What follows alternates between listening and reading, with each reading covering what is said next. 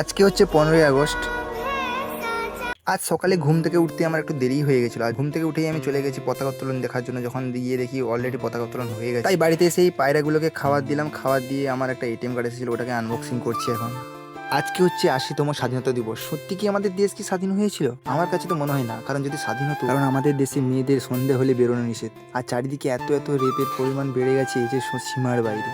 আজ সত্যি কি আমাদের দেশ স্বাধীন হয়েছে? মাঝে মাঝে ভাবি আমরা কি সত্যি স্বাধীন ভারতে বসবাস করি? আমার তো মনে হয় না। চলো ভিডিওতে ফেরা যাক। আমাদের বাড়ির পাশে একটা কাকিমার বাড়িতে দেশি মুরগি আনতে চলে গেছিলাম। মুরগিটা ওয়েট হবে প্রায় 4 কিলো মতন, দেখেই তোমরা বুঝতে পারছো। আর ওখান থেকে এসে মার কাছ থেকে টাকা নিয়ে চলে গেছি দোকানে। দোকানে এসে আমি তেল মশলা যা লাগে নিয়ে নিয়েছি, আর ওদেরকে বলেছিলাম মাংসটা কেটে রাখতে। যখন বাড়ি গিয়ে দেখি মাংস কাটা অলরেডি কমপ্লিট হয়ে গেছে। আর আমি আর না দেরি করে চলে গেছি স্নান করতে। অনেকক্ষণ স্নান করেছি। স্নান টান করে এসে যখন দেখি মাংস কষা চলছে, বললাম আমাকে 1 পিস দাও। বললো না, পুরো ডাইরেক্ট ভাতের সাথে খাবে। আর আমি এখন খেতে বসে পড়েছি। তোমরা চ্যানেলটাকে সাবস্ক্রাইব করে দিও। টাটা।